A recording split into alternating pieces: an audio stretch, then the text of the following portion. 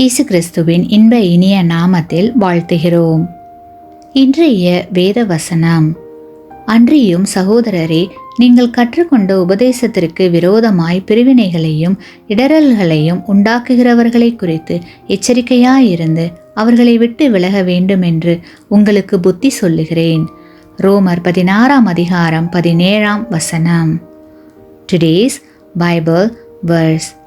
Now I urge you, brethren, note those who cause divisions and offenses contrary to the doctrine which you learn, and avoid them.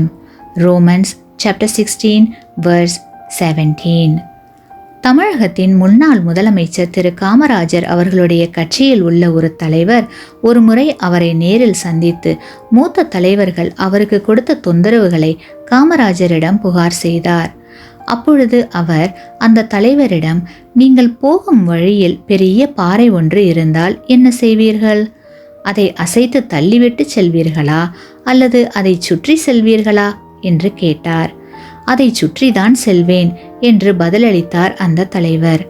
அதுபோல நடந்து கொள்ளுங்கள், அவர்களிடம் மோத வேண்டாம் என்று கூறினார்.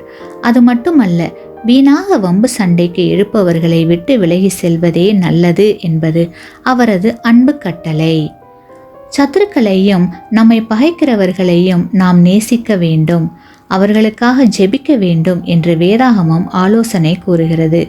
அது மட்டுமல்லாமல் அவர்களுக்கு உதவி செய்ய வேண்டும் என்றும் அவர்களது இரட்சிப்பிற்காக பாடுபட வேண்டும் என்று வேதாகமம் வலியுறுத்துகிறது. வேதாகமம் கூறும் ஆலோசனைகளும் வலியுறுத்துதலும் உண்மைதான், அதில் எந்த மாற்று கருத்தும் கிடையாது. அதே நேரத்தில் சிலருடைய வழியில் பிரவேசியாமல் ஒதுங்கிக் கொள்வதும் விலகிச் செல்வதும் நல்லது என்று வேதாகமம் புத்தி சொல்கிறது. யாரையெல்லாம் விட்டு விலகிச் செல்ல வேண்டும் என்ற பெரிய பட்டியலை 2 தீமோத்தேயு 3:1-5 பார்க்கலாம்.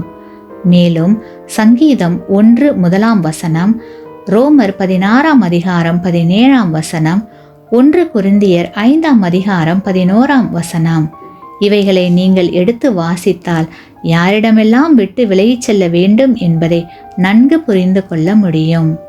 கிறிஸ்துவுக்குள் அன்பான சகோதர சகோதரிகளே, நமக்கு தொந்தரவு கொடுப்பவர்களிடம் பொறுமையோடு நடந்து கொள்ளவும், வாழ்க்கையின் காரியங்களில் அவசரப்படாமல் பொறுமையுடன் செயல்படவும், ஞானமாக விலக வேண்டிய சமயத்தில் விலகவும் தேவன் தாமே நம் அனைவருக்கும் உதவி செய்வாராக.